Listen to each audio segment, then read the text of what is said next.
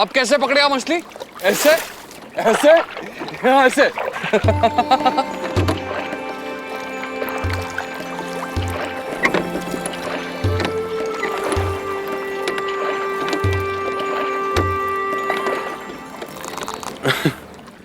पुरु, अब तुम्हें 50 मछलियां पकड़नी पड़ेंगी। बहुत मजा आएगा।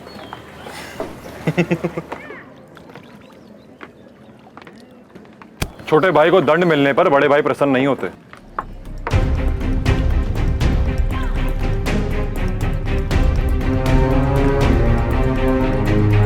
बिच्छू भी छोटा ही होता है, परंतु दर्द बहुत देता है। भाई मेरा वो मतलब, मैं हर बार प्रयास करता हूं कि सुमेर का विश्वास पा सकूं, और तुम हर बार कोई ना कोई गड़बड़ कर देते हो। जिस मूर्ख को अपने आप पर विश्वास नहीं, तुम उसका विश्वास प्राप्त करना चाहते हो। जिसे तुम मूर्ख कह रहे हो ना पुरु, वो दस्यु राज का पुत्र है। कल दस्यु राज बनेगा। अगर उसका विश्वास पात्र रहा तो अवश्य उसका सेनापति बनूंगा।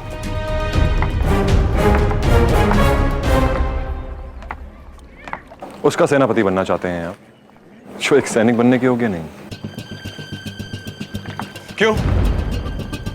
राजा बनोगे तुम यहां के? पुरु, तुम्हें अपनी सीमा ज्ञात हो या ना हो, मुझे राजा बनने के लिए राजा का पुत्र होना आवश्यक है। ऐसा किसने कहा?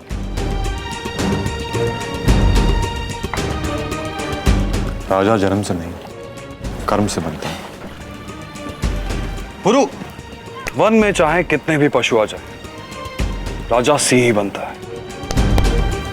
बस यही अंतर है पशु और मनुष्य में, सोच का।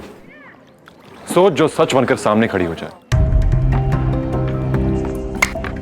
तुम्हें जो सोचना है सोचो पुरु। मेरा सच यह है कि मैं सेनापति बनके प्रसन्न हूं। अब मेरे रास्ते में मत आना।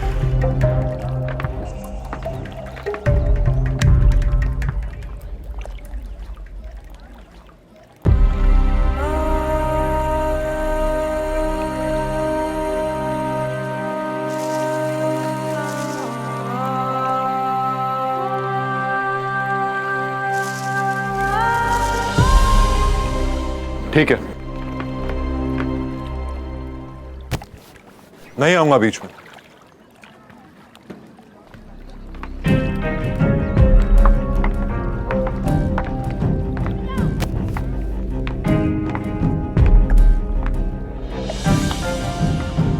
पर एक शर्त है।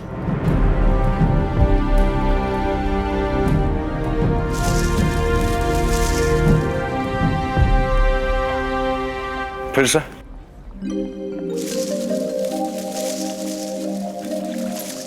नहीं पुरु, नहीं नहीं नहीं नहीं। सेनापति बनना है कि नहीं?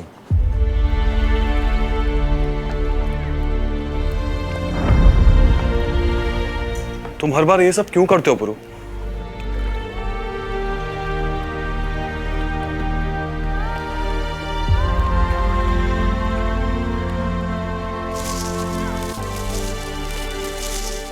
तुम नहीं समझोगे।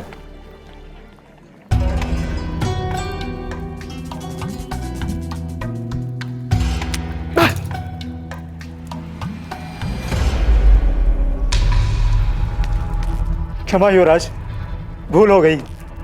अब तुम जानोगे कि युवराज के समक्ष भूल कर भी भूल नहीं होनी चाहिए।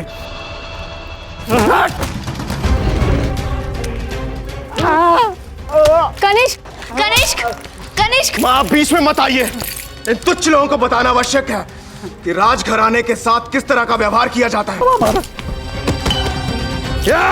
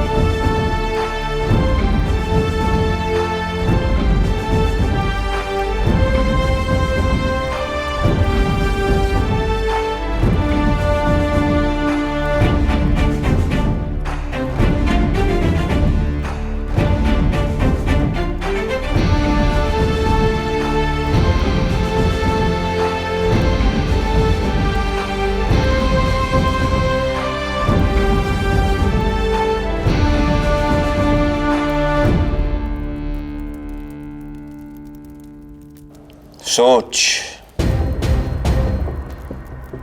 सत्य बनकर सामने आती है, इसीलिए दंड उसे दो जो सोच समझकर अपराध करे।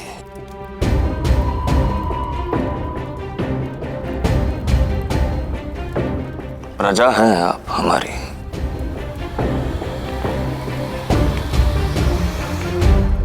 और कनिष्क हमारा पुत्र। अपने होने वाले महाराज को क्षमा कर दें। होने वाले राजा? नहीं महाराज, बहुत अंतर है आप में और युवराज में। विश्वास कीजिए, ऐसा क्रूर कभी राजा बन ही नहीं सकता।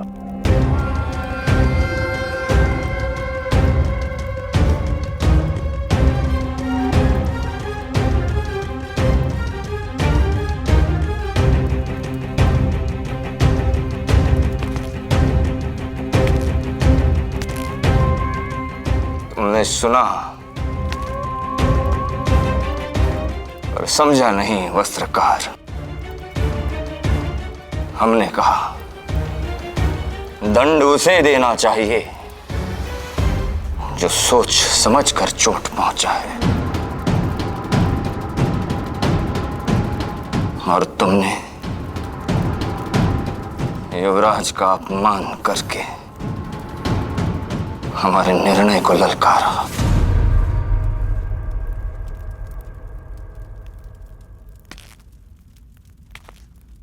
हमारे अहम पर चोट की, सोच समझकर। अब तुम इसे दंड दे सकते हो कनिष्क।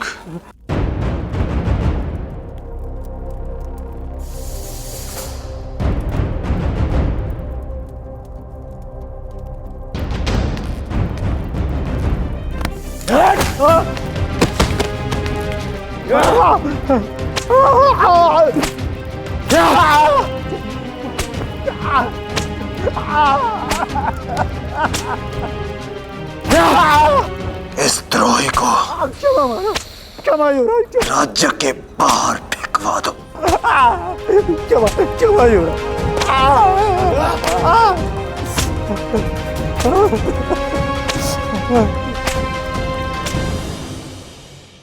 कहाँ रह गया हस्ती? अब तक तो आ जाना चाहिए था उसे। माँ, माँ, आज नहीं छोड़ूंगा। बहुत प्रसन्न हो रहा था। मार देगा। छोड़ मेरे बेटे को, छोड़। उठ हस्ती, उठ। क्या हुआ नहीं माँ, हो जाता आज ये मुझे फारसी बातों से मरवा देता। माँ, माँ इसने अपनी तलवार उनके हाथ में दे दी और कहा कि मुझे मार डालो। माँ, तूने मेरे बेटे को मारने के लिए तलवार दी? हाँ? तुम उसी के योग्य। नहीं, हस्ती। पुरो छोड़, छोड़ इसे, हस्ती। छोड़ मेरे बेटे को, छोड़ मेरे बेटे को, मेरे बेटे को छोड़। मार डालेगा क्या उसको? छोड़, छोड़ मेरे बेटे को, तुम्हारी छोड़ उसे, छोड़ मेरे बेटे को, छोड़ मेरे बेटे को, हस्ती को छोड़। अच्छी तरह चाहती हूँ तुझे वश में करना। रुक तो। पुरु गई यार, छोड़ना। पुरु आ रही है, पकड़। अरे पुरु मर जाऊंगा। पुरु क्या कर रहा है? पुरु छोड़ उसे, छोटा होके प्रहार करता है अपने भाई पर। छोड़।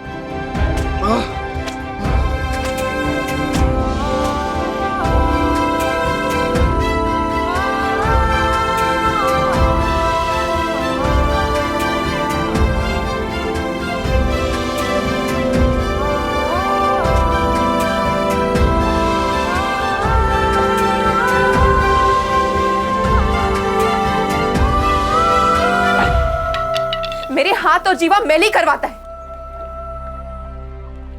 मारते मारते मैं थक गई, लेकिन तू मार खाते खाते नहीं थका।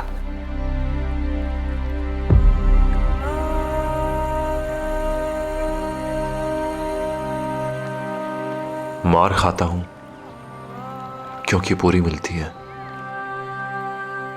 हस्ती को तुम्हारा प्यार पूरा मिलता है मां, तो मार तो पूरी मैं ही खाऊंगा।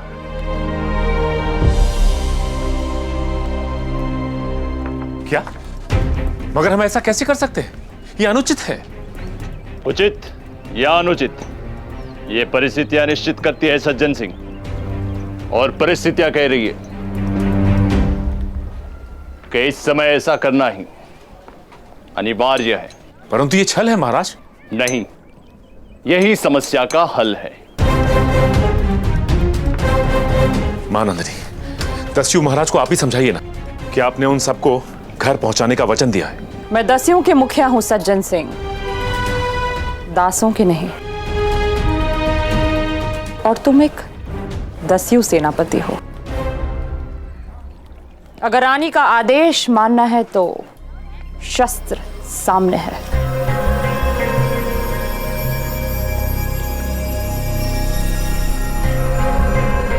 नहीं,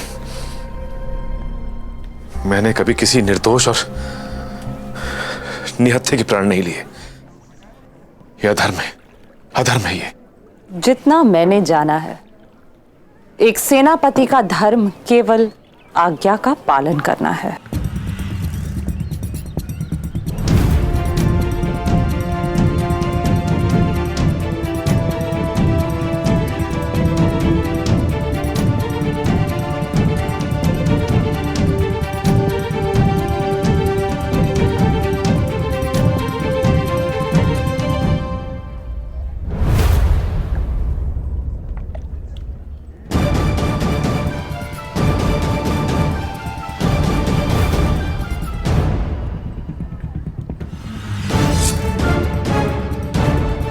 अतिथि सत्कार हो चुका,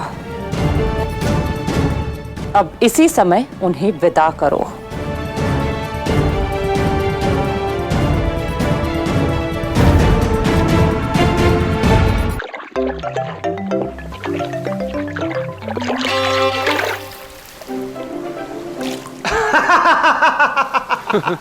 अरे जब तक मछलियां नहीं पकड़ोगे भोजन नहीं मिलेगा। वो रत्न डुबाया था ना, अब भुगतो। अगर मैं भूखा रहा तो तुम भी भूखे रहोगे, क्योंकि तुम्हें मेरी निगरानी करनी है। अरे तो जल्दी मछली पकड़ो ना। हस्ती बोलो ना उसको। हाँ पुरो, जल्दी मछलियां पकड़ो। मछलियां है ही कहां भाई, उनको पकड़ने के लिए भी भोजन लगेगा।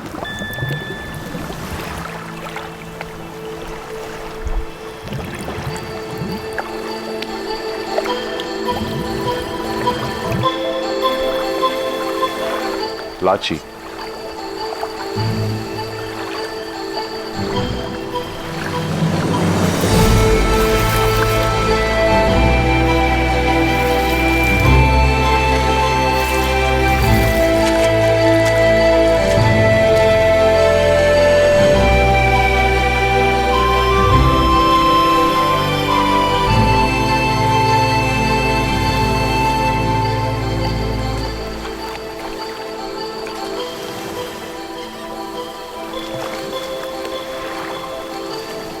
सुना है माँ ने तुम्हें अनोखा दंड दिया है, सोचा मैं भी आके सीख लूं बिना जाल की मछलियां कैसे पकड़ते हैं। अरे ये क्या, अभी तक एक भी मछली नहीं पकड़ी।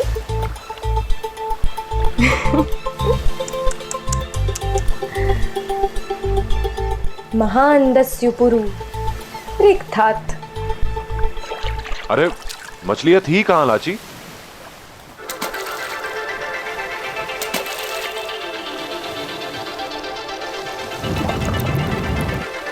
तो अब तो है, पकड़ लो। लाची, अगर तुमने इसकी सहायता की तो माँ से तुम्हें भी दंड मिलेगा। मैं इसकी सहायता नहीं कर रही हूँ भाई, मैं तो बस चुनौती दे रही हूँ। हाँ पकड़ो। अब तक तो बहाना था ना कि मछलियाँ नहीं है, अब पकड़ के दिखाइए खाली हाथ। चुनौती रही, तुमसे नहीं हो पाएगा।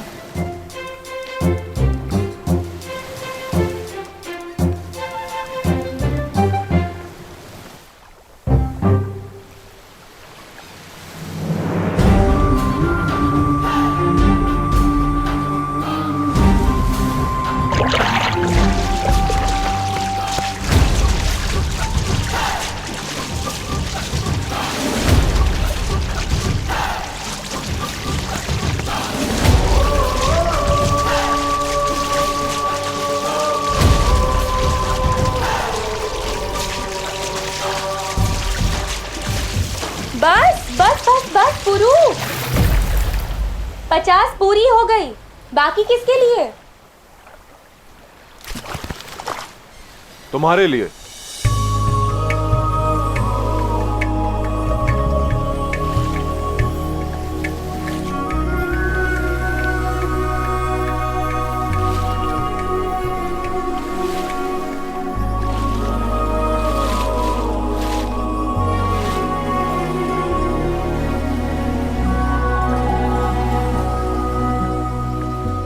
चुनौती में कभी हारता नहीं और उपकार स्वीकारता नहीं।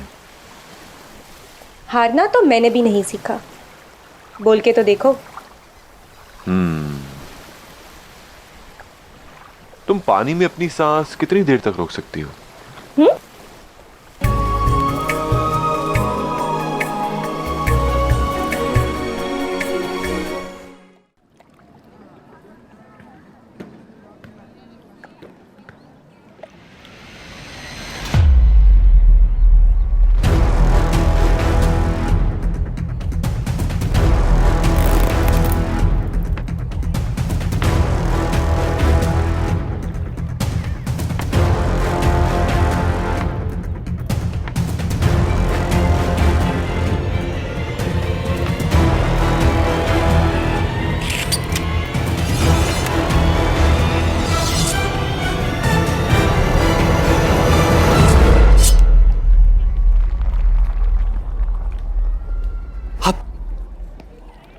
आप पुरु के पिता हैं ना?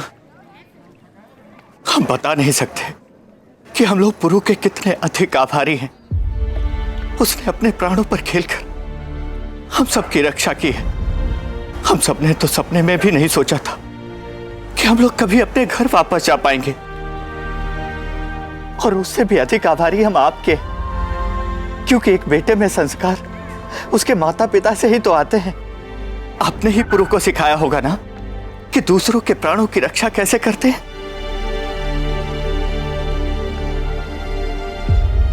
प्रतिभाशाली हो। हम लोग शिल्पकार हैं, इसीलिए तो फारसी हमें लेकर जा रहे थे।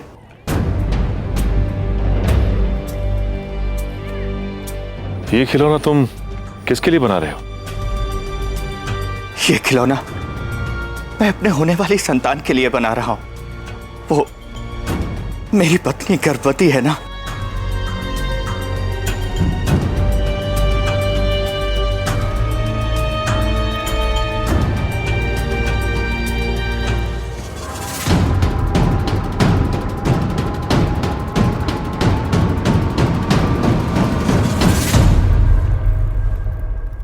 बाबा ने कुछ कहा क्या? कहाँ है वो दासों को छोड़ने पौरव राष्ट्र गए हैं। अकेले? तुम उनके साथ क्यों नहीं गए अस्ति? किस ओर गए हैं वो? उत्तर दिशा की ओर। उत्तर दिशा की ओर?